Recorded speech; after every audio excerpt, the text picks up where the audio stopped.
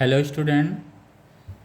अभी जो हम लोगों का थर्मोडायनेमिक प्रोसेस था, अभी पिछला वीडियो हम लोगों ने जो देखा, क्लास जो हम लोगों ने किया हुआ था, वो आइसोथर्मल प्रोसेस में हम लोगों ने स्टडी किया था। और आइसोथर्मल प्रोसेस में बेटा क्या रखा गया था, टेम्परेचर जो है वो कांस्टेंट होता है, और ये हम लोगों ने प्रूव किया हुआ था।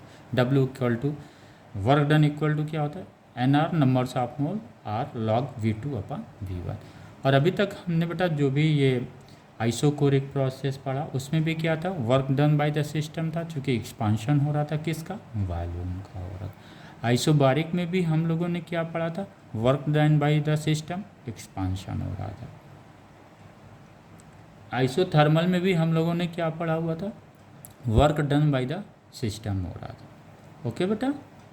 आइसोकोरिक में क्या था, वॉल्यूम तो कांस्टेंट था, वॉल्यूम का तो एक्सपांशन नहीं था, वॉल्यूम कांस्टेंट था, लेकिन चेंज क्या हो रहा था बेटा, प्रेशर चेंज हो रहा था।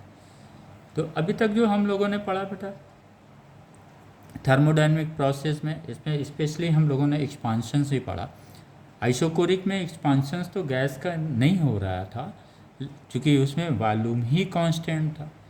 अन्य लेकिन पैरामीटर्स जो है वो चेंज हो रहे थे। लेकिन जब हमने पढ़ा था आइसोकोरिक प्रोसेस में बेटा, तो इसमें हम लोगों ने यही लिया हुआ था, यहाँ पे कोई एक्सपांशन नहीं होता, वॉल्यूम कांस्टेंट कर दिया था, वर्क डन 0 हो गया।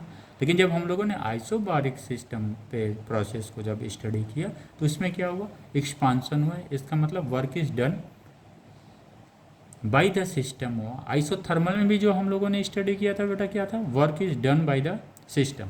इसलिए जो वर्क होता है ये इक्वल टू हो जाता है आइसोथर्मल में, सब equal to the supply of the heat. यानी अगर हम इसको फर्स्ट लॉ ऑफ थर्मोडायनेमिक्स को लेके चलते हैं, जो हम लोगों ने स्टडी भी किया था, Q equal to DU plus W।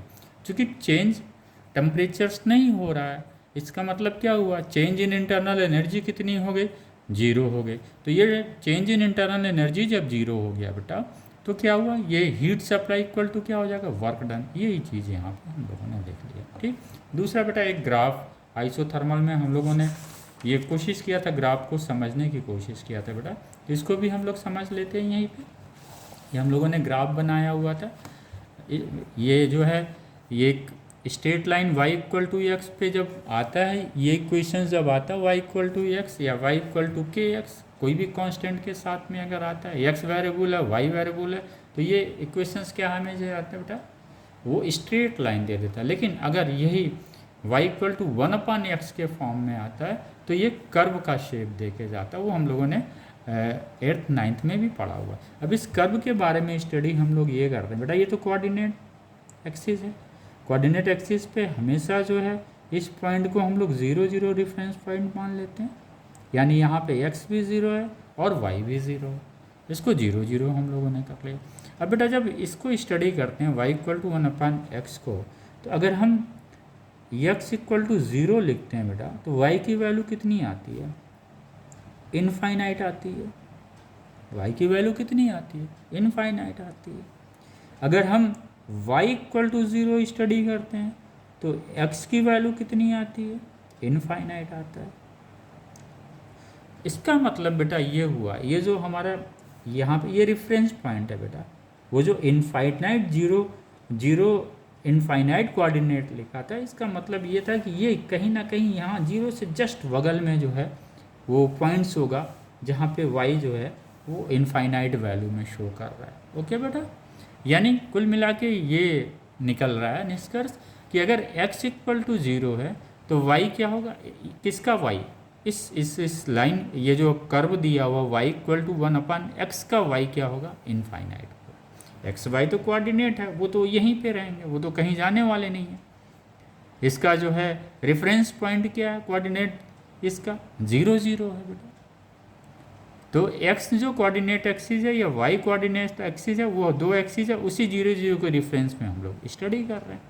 तो क्लियर हो गया बेटा, x इक्वल टू 0 पे y की वैल्यू कितनी हो जाएगी, इस y equal to 1/x equations के हिसाब से y की वैल्यू इनफाइनाइट हो जाएगी। यानी ये जो कर्व है कहीं पे भी y को टच नहीं करेगा। Okay, clear, very good. अगर y इक्वल टू 0 है तो क्या होगा, ये जो कर्व है x कहाँ पे जा रहा, इनफाइनाइट, यानी ये कर्व एक्स एक्सिस को भी नहीं टच करेगा और वाई एक्सिस को भी नहीं टच करेगा। ये कर्व बेटा इंपॉर्टेंट है आइसोथर्मल प्रोसेस का। और सेम कर्व हम लोग पाएंगे, वो थोड़ा सा स्टीपर कर्व होता है, वो हम लोग एडियाबैटिक में स्टडी करेंगे। ओके बेटा, तो रेफरेंस पॉइंट हमेशा 0 0 रहता है उसका कोऑर्डिनेट का। ओके बेटा, 0 0 से ही हम लोग करते हैं। ये लाइन जो है ना, ये बेटा उसको टच नहीं कर रही है, वो थोड़ा सा पेन का मिस्टेक ये है, चल गया इधर, ये टच नहीं करेगी बेटा, ये कहीं इनफाइनाइट पे जाके मिलेगी जब x इक्वल टू 0 होगा। सेम चीज़ y इक्वल टू 1/x² में क्या होगा बेटा, x जैसे जैसे इंक्रीज करेगा y वैसे वैसे डिक्रीज करेगा, लेकिन डिक्रीज करने का जो ये होगा वो बेटा फास्ट अधिक डिक्रीज करेगा। कम x चेंज होने पे y अधिक डिक्रीज होगा। यहाँ पे भी क्या था, x जो है इंक्रीज कर रहा तो y क्या कर रहा था, डिक्रीज कर रहा था। यही ना हम लोगों ने कर्व में स्टडी किया था। अगर यहाँ पे होगा, अगर x बेटा डिक्रीज करेगा तो क्या होगा, y इंक्रीज करेगा। अगर इसको हम रिवर्स कर देते हैं तो y इक्वल टू 1/x², ये क्लियर हो गया बेटा, राइट। ओके, एडियाबैटिक प्रोसेस का हम लोग सेपरेट पढ़ लेंगे। तो ये क्लियर हो गया बेटा, ये रेफरेंस पॉइंट कोऑर्डिनेट का हमेशा ऑलवेज क्या रखा जाता है, 0 0। ये इनफाइनाइट बेटा इस पॉइंट पे है, अगर x थोड़ा सा 0 से इधर आएगा तो ये क्या आ जाएगा, इनफाइनाइट। फिर इसका कोऑर्डिनेट क्या हो जाएगा बेटा, 0 इनफाइनाइट हो जाएगा। ओके, लेकिन रेफरेंस हमेशा 0 0 ही रहेगा। क्लियर हो गया बेटा। तो दो चीज हम लोगों ने एक चीज़ क्लियर करी है, वर्क डन क्या होता है आइसोथर्मल प्रोसेस में, चेंज इन इंटरनल एनर्जी 0 हो जाती है, इसलिए जो हीट सप्लाई होता है इक्वल टू क्या हो जाता है, वर्क डन। अभी जो हम लोग वर्क डन बेटा पढ़ रहे हैं, सिर्फ work done by the system पढ़ रहे हैं। इसी को जब हम work done by the system निकाल लेंगे तो इसके बाद work done on to the system जो 4 प्रोसेस है उसका हम लोग अलग नरेट कर लेंगे। प्रोसेस यही है बेटा, प्रोसेस क्या है बेटा, यही है, सेम प्रोसेस है। Work done by the system जो प्रोसेस है, जो ये यहाँ पे क्या हो रहा है बेटा, वॉल्यूम जो इंक्रीज कर रहा था, एक्सपांड कर रहा था, वही क्या होता है, कंप्रेशन की दिशा में चला जाएगा। बाकी सब कॉन्सेप्ट सेम है, बस वो कंप्रेशन की दिशा में चला जाएगा, कंप्रेस कर रहा वाला। जब भी हम वर्क करेंगे ऑन टू द सिस्टम, हम लोगों ने पढ़ा हुआ था बेटा, तो क्या होगा, वो कंप्रेस होगा। ओके, तो इतना क्लियर हो गया बेटा। कोऑर्डिनेट ज्योमेट्री का बिल्कुल क्लियर हो गया। कोऑर्डिनेट में क्या है, 0 0 है, इनफाइनाइट है, इसलिए बेटा देखिए ये कभी भी जो है x इक्वल टू 0 पे ये y कभी भी 0 नहीं होगा, क्योंकि y की वैल्यू इनफाइनाइट है। इसलिए ये जो हमेशा डाउट आता होगा दिमाग में कि ये क्यों नहीं टच कर रहा है x एक्सिस या y एक्सिस को, तो आई होप वो क्लियर हो गया। y इक्वल टू 1/x जो कर्व है वो टच क्यों नहीं कर रहा है। Very good. आइए बेटा, तो हम लोगों ने तीनों प्रोसेस पढ़ लिया बेटा। आइसोकोरिक प्रोसेस कंप्लीट हो गया हम लोगों का, आइसोथर्मल प्रोसेस कंप्लीट हो गया बेटा, आइसोबारिक प्रोसेस कंप्लीट हो गया। जो लास्ट प्रोसेस हम लोगों का बच रहा है बेटा, ये क्या है, एडियाबैटिक प्रोसेस। इसको हम लोग ध्यान से समझें। ये एडियाबैटिक प्रोसेस, ये 4 प्रोसेस जो बेटा कंप्लीट हो जाता है ना, तो फिर न्यूमेरिकल आप बड़े आराम से हैंडल करेंगे और ऑब्जेक्टिव क्वेश्चंस भी आते हैं उस पर, उसको भी हम लोग ईजिली सॉल्व कर लेंगे। इसलिए बेटा जब भी थ्योरी पढ़ें या न्यूमेरिकल कोई सामने आता है या कॉन्सेप्ट फिजिक्स का कोई सामने आता है, तो बहुत थारो इसको स्टडी करना चाहिए बेटा। ठीक है, आइए, एडियाबैटिक प्रोसेस क्या कहता है। आइसोकोरिक प्रोसेस में वॉल्यूम जो है कांस्टेंट था बेटा, आइसोबारिक में प्रेशर कांस्टेंट था, आइसोथर्मल में क्या कांस्टेंट था बेटा, टेम्परेचर कांस्टेंट था। यानी एक जगह वॉल्यूम कांस्टेंट था, एक जगह P कांस्टेंट था, आइसोबारिक में P कांस्टेंट, इसमें आइसोकोरिक में V कांस्टेंट, और क्या था, T कांस्टेंट कहाँ पे था बेटा, टेम्परेचर में। आइसोथर्मल प्रोसेस में, यानी हमने जो 3 प्रोसेस स्टडी किया, ये जो 3 पैरामीटर्स थर्मोडायनेमिक्स के थे बेटा, प्रेशर, वॉल्यूम और टेम्परेचर, ये तीनों को क्या करना है, वो तीनों प्रोसेस सम्मिलित हो जा रहा है। अब एडियाबैटिक प्रोसेस में क्या हमें मिल रहा है, जब तीनों यहीं पे ले लिया गया, फिर हमें मिल क्या रहा है बेटा एडियाबैटिक प्रोसेस में, इसको हमें समझने की जरूरत है। ये थोड़ा सा अलग हट गया। एडियाबैटिक प्रोसेस जब हम आए दिमाग में, तो हमको ये होना चाहिए, हमने प्रेशर भी कांस्टेंट भी कर दिया, वॉल्यूम भी कांस्टेंट कर दिया, हमने टेम्परेचर भी कांस्टेंट कर दिया, पीवीटी तीनों कांस्टेंट कर दिया, थर्मोडायनेमिक्स जो पैरामीटर्स थे। तो मेरे पास बचा क्या, इंटरनल एनर्जी बता। इंटरनल एनर्जी का यहाँ पे कोई हमें रोल समझ में आ रहा है, 3 तो हमने यूज़ कर दिया, चौथा क्या हुआ, हाँ बेटा, इंटरनल एनर्जी का यूज यहाँ पे है, लेकिन इंटरनल एनर्जी किस पे डिपेंड करती है बेटा? ये जो सप्लाई ऑफ हीट होता है, जब work done by the system होता है, जो इसमें सप्लाई हीट की होती है उस पर डिपेंड करता है, टेम्परेचर पे। लेकिन एडियाबेटिक प्रोसेस क्या कहता है बेटा? एकदम अलग बोलता है। ये बोलता है ये हमारा सिस्टम है। ये क्या बोलते हैं एडियाबेटिक प्रोसेस में बेटा? ये एडियाबेटिक प्रोसेस में क्या बोला जाता है? इंक बेटा एग्जॉस्ट है। एडियाबेटिक प्रोसेस में ये बोला जाता है बेटा कि एडियाबेटिक प्रोसेस, एडियाबेटिक प्रोसेस, ये एडियाबेटिक प्रोसेस क्या बोलता है? जो हमारा ये कंटेनर है, ये कंटेनर इस तरह से है कि ये परफेक्टली इंसुलेटेड है, यानी इसके जो वाल हैं वो परफेक्टली इंसुलेटेड है, जबकि नेचर में कोई भी चीज़ अभी आज तक परफेक्टली इंसुलेटेड नहीं पाई गई है। परफेक्टली इंसुलेशन का मतलब ये बता, उसकी कंडक्टिविटी जो है वो क्या होगी? उसकी कंडक्टिविटी ज़ीरो। तो यहाँ पे तो ऐसा कुछ है नहीं बेटा, ठीक है? तो परफेक्ट इंसुलेटर नहीं है। लेकिन एडियाबेटिक प्रोसेस जब हम पढ़ते हैं तो ये मानते हैं कि जिस कंटेनर्स में रखा हुआ है वो क्या है? परफेक्टली इंसुलेटेड है। अब परफेक्टली इंसुलेटेड होने का मतलब हुआ वो ना हीट लेगा बेटा वहाँ से, ना लेगा ना वहाँ से हीट बाहर करेगा, ठीक? पहला कॉन्सेप्ट हमारा है एडियाबेटिक प्रोसेस पढ़ने में कि जो हमारा सिस्टम है, सिस्टम मतलब keeping the ideal gas, container which is keeping an ideal gas is known as the system. ये बोलते हैं अगर सिस्टम परफेक्टली इंसुलेटेड है तो कोई हीट आउटर से इन नहीं करेगी और कोई हीट इन से आउट नहीं होगा, ठीक है? आउट से इन नहीं होगा, इन से आउट नहीं होगा। यानी इन्होंने बोला टोटली क्यू जो है वो ज़ीरो हो जाएगा। क्या बोला इन्होंने? कोई हीट ना अंदर से बाहर जाएगी और ना बाहर से अंदर आएगी। तो एक एडियाबेटिक का एक क्लियर कट कॉन्सेप्ट यही है, इसको एकदम दिमाग में रख लेना है कि अब जो है हमें क्यू कुछ भी नहीं है हमारे पास, और हम कहाँ पे बेटा फोकस कर रहे हैं? इंक खत्म हो गया, एक सेकंड बेटा just.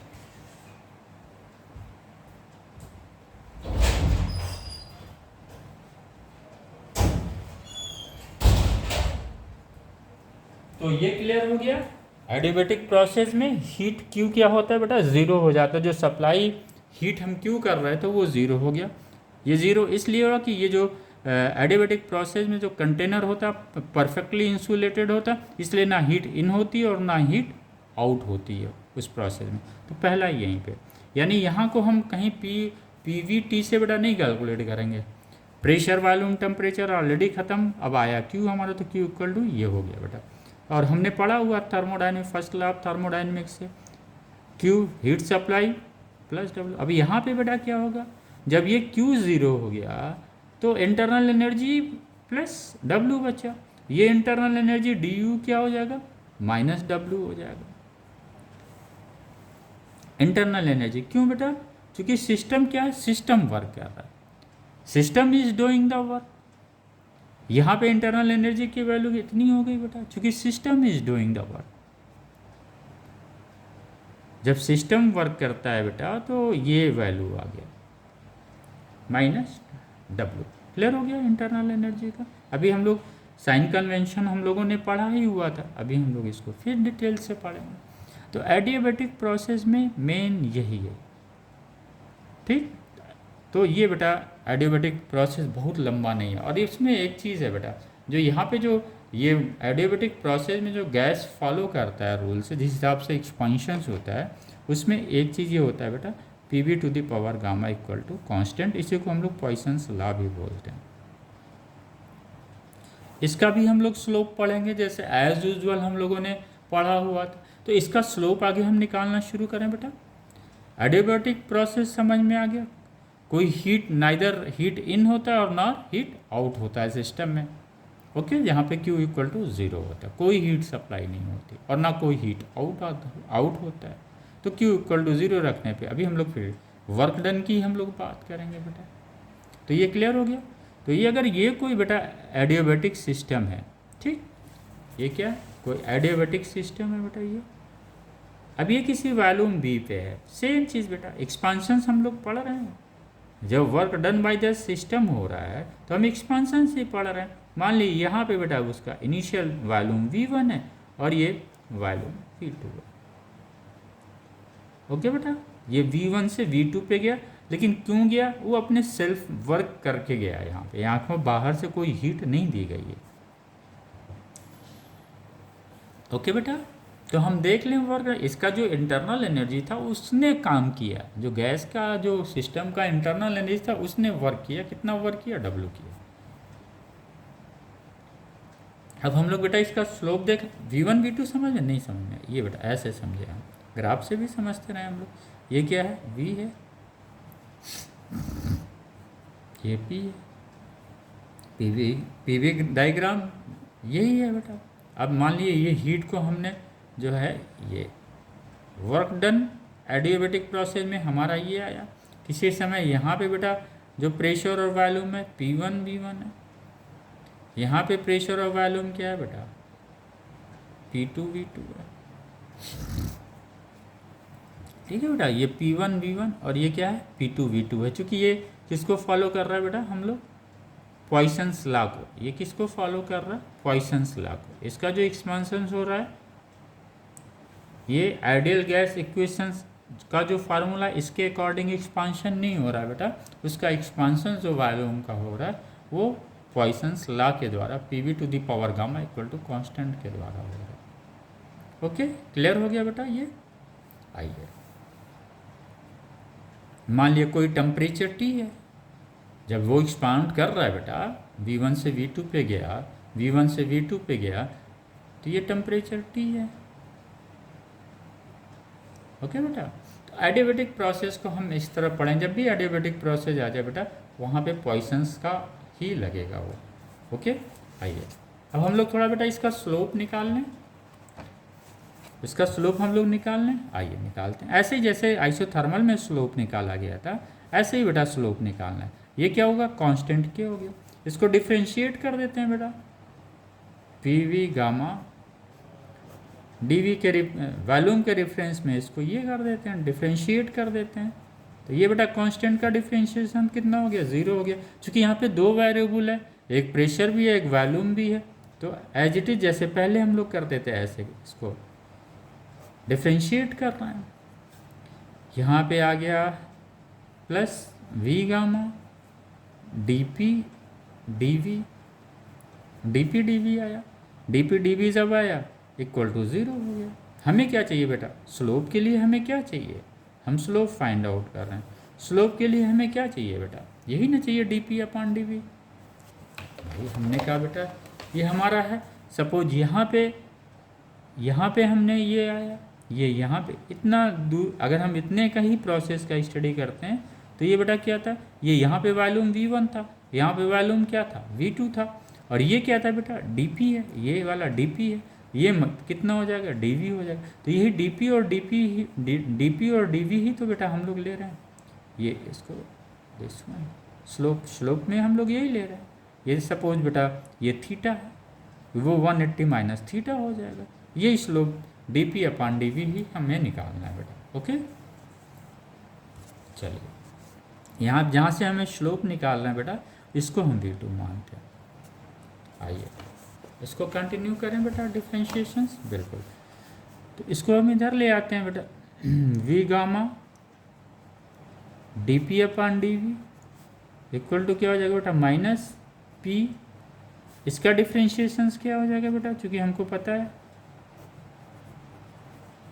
x to the power n का डिफ्रेंशिएशंस क्या था बेटा? n x n minus 1।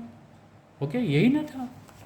इसको हम लोग बेटा एक्सपांड कर रहे हैं, ये दिस वन P यहीं पे हो गया वो, इसको एक्सपांड करके बेटा क्या आ जाएगा? ये गामा आ गया, V हो गया, गामा माइनस 1 हो गया। ये हुआ ना?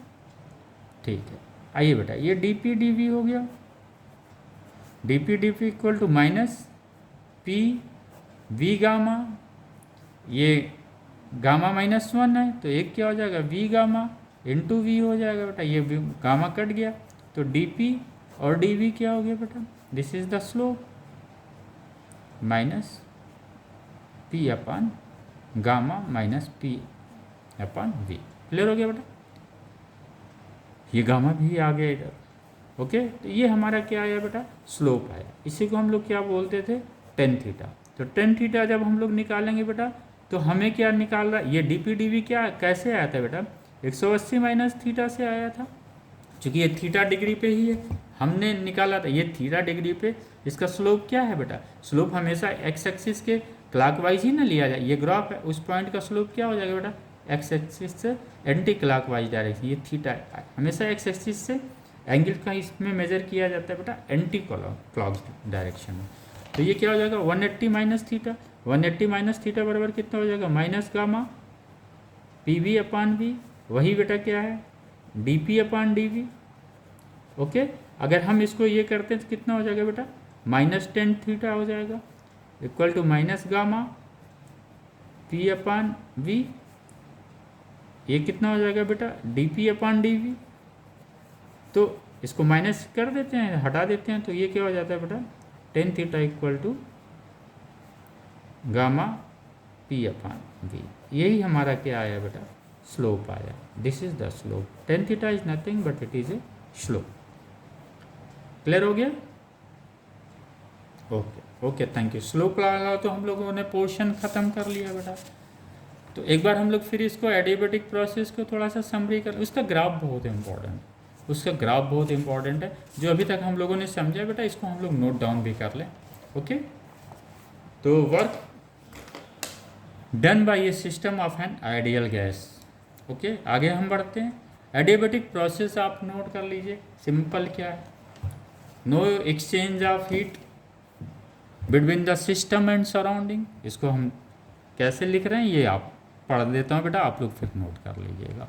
ओके, तो adiabatic process is a type of thermodynamics process that occurs without transferring heat between thermodynamic system and its surrounding। Clear हो गया? ओके, कोई हीट ना जाना है और ना आना है। Work done in this process only this energy transfer to surrounding. जो वर्क डन होता है बेटा वही ना काम, जो हम लोग इस प्रोसेस को पढ़ा ना, उस प्रोसेस में हम लोग देख के आ रहे हैं, वर्क डन ही ना देख रहे हैं, उसी वर्क डन को ही तो हमें यूज़ करना है। ठीक, दूसरा डेफिनेशन हम इस तरह से दे सकते हैं, in this process heat neither enters into the system nor leaves the system. Simple language में हम लोग कर सकते हैं, in this process heat neither enters into the system nor leaves the system. Okay, no heat exchange, Q equal to 0, D equal to minus. If work done on the system then, अगर work system पे किया जा रहा है बेटा, अगर कोई outer source work करता है, तो हम लोगों ने साइन कन्वेंशन पढ़ा हुआ था, उसमें वर्क हम लोग किस में लेते थे? निगेटिव में लेते थे। If work done on to the system then क्या होता था? निगेटिव में। क्यों आता था? क्योंकि कंप्रेशन होता था। जब कंप्रेशन होता था तो वॉल्यूम क्या होता था? डिक्रीज करता था, और फिर वर्क डन क्या आ जाता था बेटा? माइनस में आ जाता था। उसका कोई साइन कन्वेंशन हम याद नहीं कर रहे हैं, हमारे दिमाग में ये चल रहा है कि जब वॉल्यूम हम डिक्रीज करें तो चेंज इन वॉल्यूम किस में आएगा? माइनस में आएगा। उसी को हमने बेस मान के इसको हम जान गए कि अगर when the work is done on to the system, कोई एक्स्ट्रा बाहर की सोर्सेज इसको काम कर रही, तो वर्क क्या होगा? माइनस में आएगा। इसको हम लोगों ने रख दिया बेटा यहाँ पे। ओके, अगर ये Q 0 हो जाएगा बेटा, तो ये DU क्या हो जाएगा? ये this one DU equal to minus W। अब चूंकि सिस्टम वर्क कर रहा है तो W को किस में लेंगे? निगेटिव में। टोटल क्या हो जाएगा? W पॉजिटिव में। यहाँ माइनस W यहाँ पे रख देंगे तो इंटरनल एनर्जी क्या हो जाएगा बेटा? पॉजिटिव में आ जाएगा। यानी ये शो कर रहा है कि जब वर्क सिस्टम पे होगा, once the work is done on to the system, then system की इंटरनल एनर्जी क्या होती है बेटा? बढ़ती है। जैसे एक थर्मस हो गया बेटा, जहाँ पे हॉट टी हम लोग थर्मस में रखते हैं, थर्मस क्लोज है, कहीं हीट का एक्सचेंज नहीं हो रहा है, तो फिर कैसे वो हम हीट करते हैं, गर्म कर लेते हैं? इस थर्मस को क्या करते हैं? शेक करते हैं, तेज़ी से शेक करते हैं, और लंबे थोड़ा टाइम तक अगर हम शेक करें तो हम देखेंगे उस अंदर का जो लिक्विड है उसका टेम्परेचर क्या होता है बेटा? बढ़ जाता है। क्यों बढ़ जाता है? क्योंकि ये बाहर सोर्स थर्मस पे हम क्या लगा रहे हैं? इसको फोर्स लगा के हम क्या कर रहे हैं बेटा? शेक कर रहे हैं, हिला रहे हैं। और जब हम हिला रहे हैं तो क्या हो रहा है, उस पर इसके वर्क के मॉलिक्यूल्स भी क्या कर रहे हैं, वो भी मूव कर रहे हैं बेटा। तो जब मूव कर रहे हैं तो इस पर क्या हो रहा है, वर्क कर रहा है। ये वर्क कौन कर रहा है, बाहर जो हम कर रहे हैं वही वर्क। इसकी वजह से क्या होता है, इसके मॉलिक्यूल्स, लिक्विड्स के मॉलिक्यूल्स में इंटरनल एनर्जी क्या होती है, हमारे वर्क करने की वजह से, हमारे वर्क करने की वजह से इंटरनल एनर्जी बढ़ जाती है, वो टेम्परेचर उसका बढ़ जाता है। ठीक है बेटा, आइए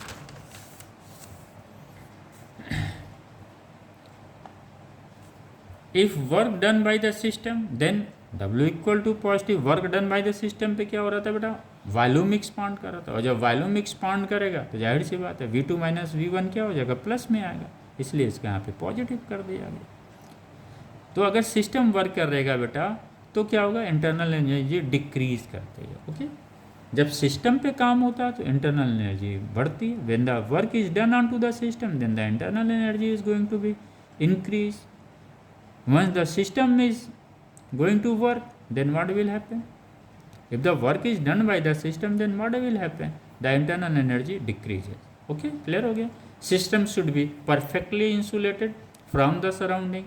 No material perfectly insulated in practical. बिल्कुल सही बात है, कोई भी material practically possible नहीं है कि वो perfectly insulated हो। Process can be done, ये बेटा कभी कभी सवाल आता है, इसको नोट कर लीजिएगा। आता है adiabatic process, when it is to be effective, option दे देगा, slowly, rapidly, medium, none of this. तो आप ये प्रोसेस बड़ा रैपिड होता है। अगर हम धीरे धीरे करेंगे तो क्या होता है बेटा, क्योंकि परफेक्ट इंसुलेटेड मटेरियल तो कोई है नहीं, तो फिर क्या होगा, हीट एक्सचेंज होना शुरू हो जाएगा। क्लियर हो गया? इसमें डॉक्टर मैं उसमें बच्चों पॉइजन्स लाखों ही हम लेके चलते हैं। अब आइए एक चीज़ आता है कि इसको भी आप चाहें तो नोट कर लें। The adiabatic curve at any point has steeper slope than the isothermal curve at that point. Okay, the adiabatic curve at any point has steeper slope than the isothermal curve. वो तो regions clear है बेटा, चूँकि curve बहुत अधिक गहरा, उसका गहरा होगा। ये जो है, चूँकि हम लोगों ने क्या पढ़ा था, y इक्वल टू 1/x का कर्व भी हम लोगों ने देखा था, y इक्वल टू 1/x² का भी कर्व हमने देखा हुआ था। क्योंकि पॉइसन्स लॉ में क्या हो रहा है, यहाँ पे जो v है बेटा वो क्या पावर में है, इस वजह से ये इसको आप इस तरह से समझें बेटा, ये p जो है ये कांस्टेंट k है, ये k है, v to the power gamma. आपको पता ही है गामा की वैल्यू बेटा 1 से अधिक होती है। तो इसको हम इसी इक्वेशंस के तहत ले लें बेटा, y equal to 1 to the power, इसका हम कर्व का हम स्टडी कर रहे हैं, x to y equal to 1/x to the power n। यहाँ पे क्या है, गामा है। गामा की वैल्यू कितनी है बेटा, 1 से अधिक है एंड लेस देन 2 है। मोनोटॉमिक गैस का 1.67 है, डाइएटॉमिक का उससे कम है, ट्राइएटॉमिक का उससे कम है। यानी गामा की जो वैल्यू है बेटा 1 से अधिक है और 2 से कम है आइडियल गैस में। क्लियर हो गया हम लोगों का? तो ये कर्व हम लोगों ने बनाया हुआ था बेटा, ये हम लोगों ने कर्व बनाया था ना, y इक्वल टू 1/x² पे कर्व थोड़ा सा ज़्यादा स्टीपर था। तो आइसोथर्मल से कर्व उसका अधिक स्टीपर होता है एडियाबेटिक प्रोसेस में। तो ये भी हमारा क्लियर हो गया वर्ड्स, कोई डाउट तो नहीं है इसमें बेटा? नहीं। Okay, due to steeper slope of adiabatic curve. Clear हो गया? The adiabatic curve at any point has steeper slope than the isothermal curve. बिल्कुल इसी से हमारा क्लियर हो गया। Due to steeper slope of adiabatic curve, आइए ये जो स्लोप होता है स्टीपर स्लोप एडियाबेटिक कर्व का, वो क्या है वो उसको हम लोग समझते हैं। In expansion of a gas adiabatic curve बिल्कुल remains below to isothermal curve. ये क्या कह रहे हैं बेटा, ये कह रहे हैं कि अगर ये कर्व है, यहाँ से कोई कर्व है, एक कर्व ऐसे आया एक्सपांड करके, मैं बता रहा हूँ बेटा, दूसरा कर्व ऐसे आया, ओके, एक्सपांड कर रहा है, यानी यहाँ पे वॉल्यूम V1 है, यहाँ पे वॉल्यूम बेटा समझ लीजिए वो V2 है। तो ये कह रहे हैं कि अगर गैस एक्सपांड कर रहा है तो जो एडियाबेटिक कर्व होगा वो below to the isothermal curve होगा। नहीं समझ में आता है, फिर से हम क्लियर करें। ये कह क्या रहे हैं कि अगर गैस एक्सपांड कर रही है, it means if the work is done by the system, तो जब एक्सपांड कर रही है गैस, तो उसका जो अगर ये दो कर्व हैं यहाँ पे, तो ये कह रहे हैं कि जो एडियाबैटिक कर्व होगा वो किस पे बेटा, पीवी डायग्राम पे, पीवी डायग्राम की हम बात कर रहे हैं बेटा। तो ये कह रहे हैं जो लोअर वाला कर्व होगा वो क्या होगा, वो एडियाबैटिक कर्व होगा। यानी इनका कहना है मतलब ये कर्व जो लोअर किसके है, आइसोथर्मल के, ये एडियाबैटिक कर्व हो गया, और जो ऊपर वाला है ये आइसोथर्मल कर्व हो गया।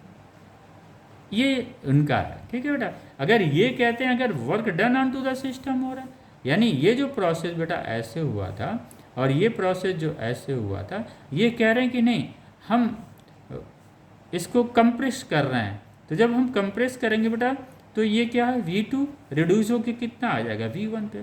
तब ये कह रहे हैं अगर वो कंप्रेशन हो रहा, if the work is done on to the system, फिर जो एडियाबैटिक जो कर्व होगा वो आइसोथर्मल कर्व से ऊपर होगा। यानी अब ये देखो बेटा चेंज हो जाता है, ये अब यहाँ पे क्या आ गया, ऊपर हो गया, वो एडियाबैटिक कर्व ये हो गया, आइसोथर्मल नीचे हो गया। कब, जब कंप्रेस हो रहा है गैस। क्लियर हो गया, जब गैस कंप्रेस होगा बेटा तो एडियाबैटिक क्या होगा, ऊपर होगा, और किसके ऊपर होगा, आइसोथर्मल के ऊपर होगा। लेकिन जब एक्सपांशन होगा तो क्या होगा, आइसोथर्मल के नीचे होगा। तो इन ग्राफ में कंफ्यूजन तो अब नहीं होगा आइडेंटिफाई करने में, नहीं बिल्कुल नहीं होगा, बहुत इजी है। अगर एक्सपांशन हो रहा तो जो है एडियाबैटिक कर्व का ग्राफ जो है आइसोथर्मल से नीचे होगा, अगर कंप्रेस हो रहा है तो एडियाबैटिक कर्व जो है आइसोथर्मल कर्व के ऊपर होगा। वाह, बहुत सिंपल है, वेरी गुड, बहुत इजी वे से बेटा हम लोगों ने समझ लिया इसे। ओके, दूसरा बेटा ये है कि अभी हम लोगों ने जो स्लोप पढ़ा हुआ था, ये स्लोप को एक बार आप लोग स्टडी कर लीजिए। इस स्लोप में हम लोगों ने क्या पढ़ा हुआ था, स्लोप इन एडियाबैटिक प्रोसेस में ऐसे ही प्रूव किया था बेटा, चाहे तो आप नोट कर लें, जो सेम अभी हम लोगों ने एक्सरसाइज किया था बस उतने ही, उससे अधिक नहीं है वो। ये माइनस आया है, ये कर्व भी है बेटा वो, तो इस तरह से पढ़ेंगे तो हमारा इजी हो जाएगा। अब उसमें बेटा जो हम लोगों का क्या बचता है, वर्क डन बचता है, जो हम लोग वर्क डन एडियाबैटिक प्रोसेस में पढ़ेंगे। स्लोप तो हम लोगों ने निकाल लिया। ओके बेटा, जब कंप्रेशन होगा, एक चीज़ फिर हम लोग रिपीट कर रहे हैं, एडियाबैटिक कर्व और आइसोथर्मल कर्व को आइडेंटिफाई करने के लिए हम लोग क्या बोलेंगे, जब बेटा गैस जो है क्या करेगा, एक्सपांड करेगा।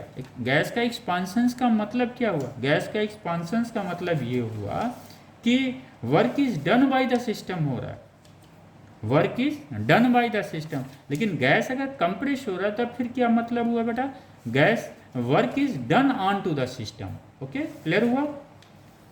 तो उसमें यही लगता है, और जब हम ग्राफ का ये करते हैं बेटा तो क्लियर हो जाता है हम लोगों का कि हमें ऐसे करना है। ओके, तो ये all about the adiabatic process का था। और अभी हम लोग उसका फिर जो है अभी नेक्स्ट जो हम लोगों का क्लास होगा बेटा, उसमें वर्क डन कैसे निकाला जाता है उसको हम लोग स्टडी करेंगे बेटा। एनीथिंग एल्स, तो आज का कंक्लूजन यही है कि एडियाबैटिक जो प्रोसेस है उसमें पॉइसन्स लॉ अप्लीकेबल होता है। प्रेशर और वॉल्यूम किसके हिसाब से वैरी होते हैं बेटा, पॉइसन्स लॉ के हिसाब से वैरी होते हैं। ये हमने स्लोप भी निकाल लिया, और यहाँ पे हम लोगों ने आइडेंटिफाई भी कर लिया कि अगर, क्योंकि ये सवाल आते हैं बेटा, ये जो है ना वो क्वेश्चंस बनते हैं आइसोथर्मल और एडियाबैटिक को आइडेंटिफाई करने के लिए। तो एक फिर से हम रिपीट कर दे रहे हैं, या क्लियर, अगर गैस एक्सपांड कर रहा है बेटा तो क्या होगा, एडियाबैटिक कर्व जो है आइसोथर्मल कर्व से बिलो होगा, नीचे होगा। लेकिन अगर गैस कंप्रेस कर रहा है तो क्या होगा बेटा, एडियाबैटिक कर्व जो है आइसोथर्मल कर्व से ऊपर अपर होगा, वो ऐसे आइडेंटिफाई हम लोग कर लेंगे। तो बेटा मेन कंक्लूजन यही होगा, इंटरनल एनर्जी हम लोग जान चुके हैं। आइसोथर्मल प्रोसेस में चूंकि there is no change in temperature, तो हम लोग क्या बोल देते हैं, वहाँ पे टेम्परेचर में चेंजेस नहीं है। अगर टेम्परेचर में चेंजेस नहीं होता है तो बेटा इंटरनल एनर्जी भी चेंज नहीं होगी, ठीक है। तो at constant temperature we can say the change in internal energy is zero. यानी आइसोथर्मल में जो हम हीट सप्लाई कर रहे थे वो हीट टोटल क्या था बेटा, वर्क डन में मिल जा रहा था। किस में मिल जा रहा था, वर्क डन में मिल जा रहा था। तो अब हमारा ये एडियाबैटिक प्रोसेस का बेटा सिर्फ एक पोर्शंस रह गया, वहाँ पे हम लोग वर्क डन देखेंगे। उसके बाद ये हमारे जो थर्मोडायनेमिक प्रोसेस है तो बहुत ही इंपॉर्टेंट हम लोगों के न्यूमेरिकल के पॉइंट ऑफ व्यू से, कंपटीशंस के पॉइंट ऑफ व्यू से, उसको हम लोग फिर आगे हम लोग नेक्स्ट क्लास में करेंगे। Okay okay, thank you student.